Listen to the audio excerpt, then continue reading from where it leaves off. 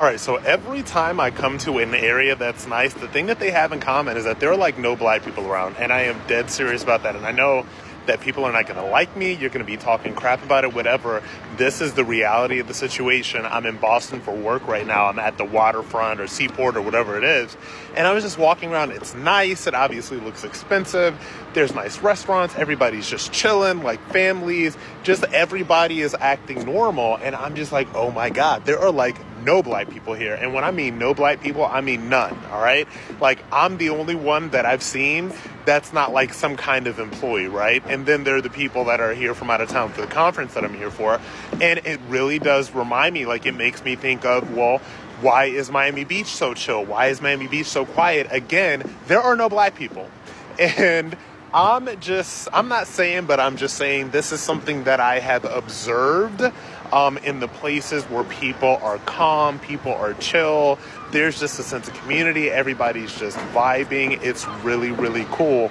Every time I have that experience, there are either zero black people or a bare minimum of black people. Ladies and gentlemen, that tells you something. That tells you something. Yeah, because whenever you recognize a pattern, it makes sense that you really sit down, reflect, look at the evidence. Why is it so? And I believe what he's saying. Yeah, it's crazy, but it's true. Crazy, but it's true. Watch. Excuse me, your child didn't pay for that. I didn't charge him for it. What you talking about? The thing in his hand, I didn't charge him for it. My baby gotta steal a motherfucking thing about this motherfucking No, you gotta come back. He gotta come back here and pay for it, or you gotta come back. No, he gotta pay for it. No, yeah. I ain't got no reason to steal up out of here. Yeah, I ain't got no reason to steal up out of here. Don't touch my baby. Don't touch my baby. I'm not with that. Don't touch my baby. No, give me that. Yeah. Don't touch him. No, give me that. Don't touch my baby. Give me that. I'm gonna call the police right now. Call him then. Okay. Yeah. Okay. Give me that. Give me now. You know, another one of the reasons that everybody has black fatigue is that black people do not stop complaining. They never stop complaining, yet at the same time, they want to talk about how many degrees that they have and how successful they are, etc.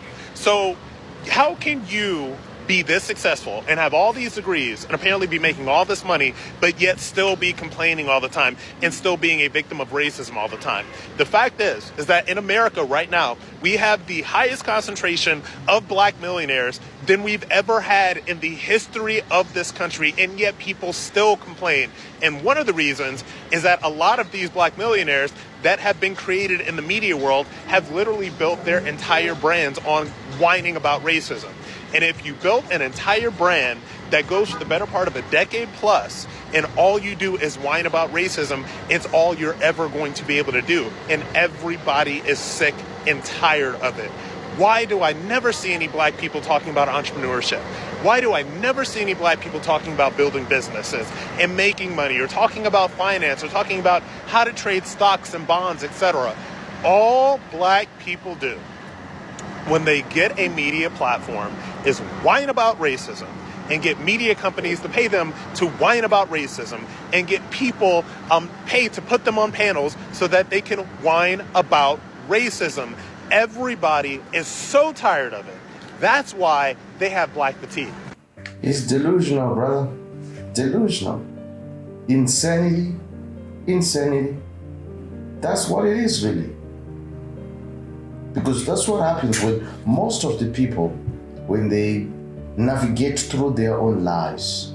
Whenever they allow feelings and emotions to determine and detect things for them, it always ends in confusion and chaos. All the time. All the time. And one of the crazy things that they will say, well, I'm educated. How dare you tell me this? They don't want to hear the truth. What a mindset, what a mentality. It's sick, to be honest. You know what's funny to me? White people really aren't the problem in America when it comes to black people not succeeding or having anything. Black people create their own problems. Like, white people are not the problem in America. You know what's funny? Everybody's always talking about white privilege, white privilege. What about black privilege? Black American people are some of the most entitled people in the world. A lot of black American people just assume that things are just supposed to be handed to them. Mind you, I'm from New York City. I'm from the Northeast Coast, Jersey, New York City, that whole area. Black American people really think that somebody owes them something. Okay, your ancestors were slaves, granted. So were a lot of other people's ancestors. A lot of cultures went through racism and all that type of stuff when they came to America. And the Italians, the Irish, the like Jewish people. Everybody went through it. But for some reason, black American people are the only people who really assume that somebody really owe you something. Nobody owes you anything. Like, you could really be born from a mom who had 5-6 babies so that she could keep her food stamps on, so that she could keep getting money from the government and pay for her government house. And you really are mad and saying that a person has white privilege because their grandfather worked hard so that their child could have a better life? They sacrificed and worked hard so that their child could have a better life, and then their father worked hard for them? No, it's not the same, boo-boo. You're comparing your life to somebody who decided to have 2 kids and bust their behind to feed a family of 4, but decided to have a family of 2. You're comparing your life as compared to a person who worked for a family of 1 but had a family of 6. You understand what I'm saying? Like, it's not the same. You guys steady talking about white privilege. White privilege. No, baby girl. Black privilege. Like, you're not allowed to say. Black people are the most protected group in America. You're not allowed to say anything. You could literally be darker skinned than a black person coming from West Africa, coming from Haiti. And they really will sit there and think like, oh, you're not black American. Every little thing. It used to be, oh, you're not black. You're not black. You can't say this. You're not black. You can't judge me. You're not black. You can't. But now it's you're not black American, because now they're saying the people that are why they are black, West Africans that come from the reason you are black, because without being African, you would just be American. So people from West Africa literally say the same things about black American people that have been said in America for a long time. So now you saying that, oh, you're not black American, so you're racist. No, because you guys said that people was racist against your skin color. So now that you got people that's darker skinned than you telling you you don't have to live that way. Now it's, oh. It blows my mind that these people, they want to reap the benefits of freedom, but they are not willing to pursue what that freedom has to offer. In other words, they just want whatever that can be given to be hand-delivered in their hands on a silver platter. That is crazy, ladies and gentlemen. That is crazy. When that kind of behavior is demonstrated by someone who is a teenager or someone who's still in, like in primary school, we can say, yeah, they're still young. But when it's an old adult, no, something is wrong. Something is wrong. It's crazy. And one thing that at least that's a light, is that a lot of people, they are actually waking up. Especially what this lady is saying. There are a lot of people, they are waking up, saying, no, something is not right. That's not how the world works. That's not how the world works. You get paid for value. What can you offer in the marketplace? You get paid for value. Not because of the color of your skin, but you get paid based on your qualifications, based on merit. Simple. Y'all not black American. You're not. No, people will be in the comments like, you're not a foundational American. They call, oh, you're a tether. I have a Jamaican parent and an American parent, boo-boo. I know what I'm talking about. Y'all really sit there and say white privilege? White people are the reason why you can't have anything because they have white privilege? Black privilege is literally like not doing anything for yourself, not caring about your life, and just assuming the world to be handed to you on a silver platter. If you do have to work that, like, you guys, your black privilege is crazy. You guys, black Americans are some of the most entitled people in the world. Like, you guys really want what everybody else has, but you want it to be handed to you because you had 6 babies. I'm a single mother of 7, and telling your sob story. Don't nobody feel sorry for you because you laid down each time unprotected and had each baby, because in your mind, you're like, well, if I have more babies, then around this time of the year, they'll give me this much in a check. They'll give me that much in a check. I get this much from the government. No, that's the life you want to live, then let it be. But don't be jealous of somebody whose parents decided to put everything that they wanted on the back burner so that their lives can be better than the parents. Talking about, oh, white privilege. White privilege what? Like, oh, somebody got married. They both worked their whole life. They saved for their kids to go to college. They planned a future for their children. They provided a home. So that's white privilege? Are you kidding me? If you ask me, I feel like white people, the tables have turned. Like, I feel like people are more racist towards white people now than anybody. I feel like everybody else has an excuse. As long as you black, you have an excuse to white. Like, people are so easy on you. Meanwhile, black people are mean to each other. Black people treat each other like crap, especially black women. Black women are treated like crap by black men. Black women like me are treated like crap by black women, by black men. Like, I don't have really many complaints about white people. So it's crazy to me. It's really crazy to me that y'all really out here talk about white privilege. Y'all in my comments talk about, oh, you want to be accepted. Accepted by who, baby? I accept myself. Y'all could call me Uncle Tom, Auntie Tom, all y'all want. The truth is, black people are the main ones who have privilege in America. Because can nobody say nothing about a black person, even if you selling drugs, having so many babies to feed off the government, premeditated child abuse, stealing, racking up in stores, $3,000 worth of merchandise. You can't say nothing. You can't say nothing about black people. Talk about white privilege, black privilege, the entitlement. There's 2 extremes of black fatigue.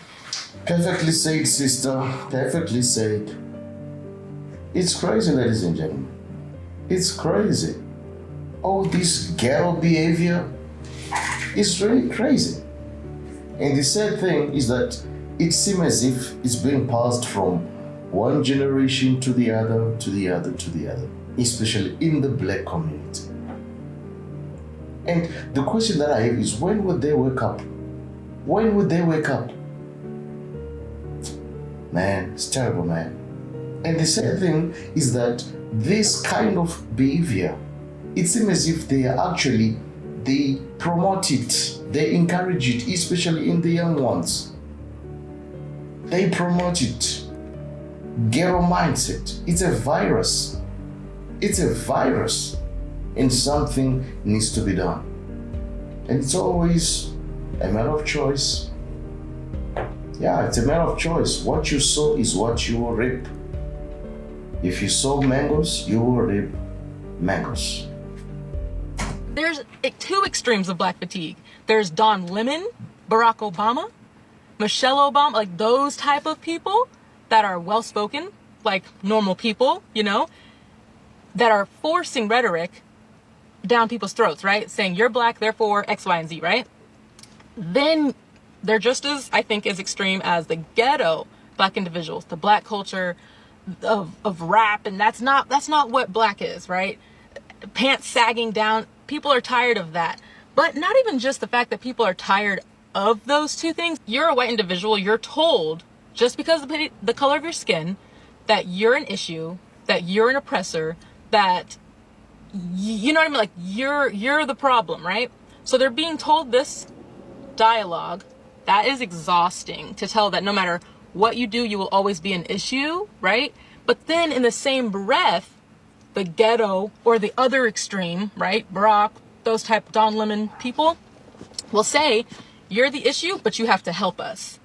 Why would people want to help someone that is just blaming them constantly? You know, that's exhausting. But hear me, black people, okay? Like myself and so many others, right? We're tired. We're tired of being grouped into that mess, hearing it. The black community, majority, do not take responsibility. We're tired because we want to progress in society. Asian culture is thriving. There's so many cultures, right, that are taking responsibility for things that have happened. Don't victim blame others and themselves. And they're not living in oppression mentality, right? They're free.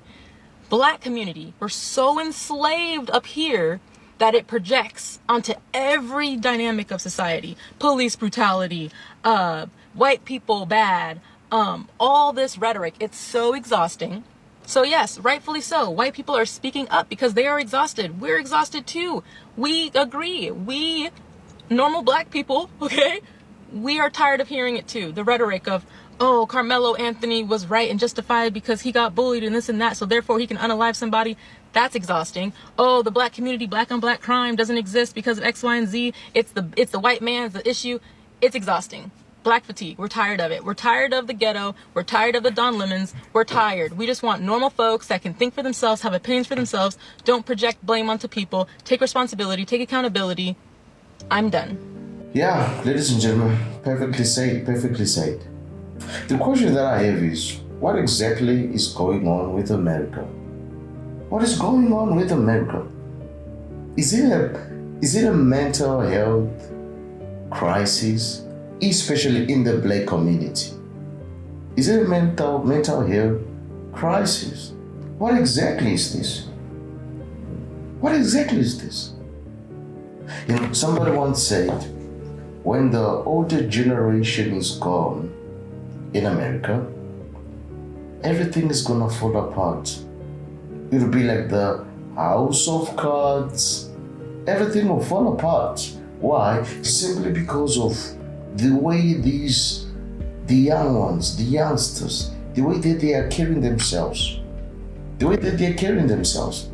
Like the lady there, she perfectly says, this ghetto culture. It's sickening. It's sickening, ladies and gentlemen. This ghetto culture, robbery, this rap music, all that stuff, glorifying, giving a lot of women, nonsense. Nonsense, all this party lifestyle, no accountability at all. It's crazy. It's crazy, ladies and gentlemen. And the sad thing is that the thought leaders, those who are in authority, especially in these black communities and places, they seem to be glorifying this rhetoric. They seem to be glorifying it. Whenever you see somebody who's not of the same color as you, they are the enemy. They are the enemy. Play the victim mentality. Play the victim card. Play the victim card. Carry on with the victim mentality. And at the end of the day, they want to be successful. They expect success. It won't work, ladies and gentlemen. It won't work. It won't work. It's crazy because these people who are in authority in these communities, they seem to be sowing a lot of division. They seem to be sowing a lot of divisions among those in the black culture, in the black communities. Yeah. It's time to wake up. It's time to research on your own. Sit back, reflect.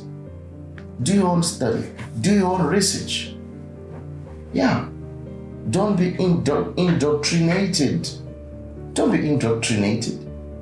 Because if you just stay there and expect everything to just be handed over to you and to expect everybody to act in your best interest, you'll be surprised. You'll be surprised. Like sheep, they go to their own slaughter. They go to their own slaughter. And how is this brainwashing happening? Media, entertainment, arts, culture, all those things. Ladies and gentlemen, it's time to take responsibility. It's time to take responsibility. Open your eyes and see. Open your eyes and see. And it's one of the reasons why, as a nation, we need to seek after God. Because in seeking after God for His guidance, that's when we will put away everything that is oppressive, everything that pushes us down, everything that pushes us down. When we seek after God, He will bring meaning to our lives, fulfillment, purpose. Yeah. But you can only find these in God. This can only be found in God. You see? Because remember the words of Jesus, I have come that they might have life and that they might have it to the full. But the enemy, the devil, he seeks to steal, to kill, and to destroy. See? Yeah. Well, ladies and gentlemen, it is my greatest hope that change happens, change comes, so that those in these black communities, especially the young people, they will get to discover the truth for themselves, live a peaceable life, full of meaning, purpose, fulfillment. And that life can only be found in Jesus, you see, because He's the author and the finisher of our faith and life itself. You see, that's my greatest desire. Well, folks, if you enjoyed that one, be sure to click on the next one. Don't forget to like, to share, subscribe. See you next time. Bye bye for now.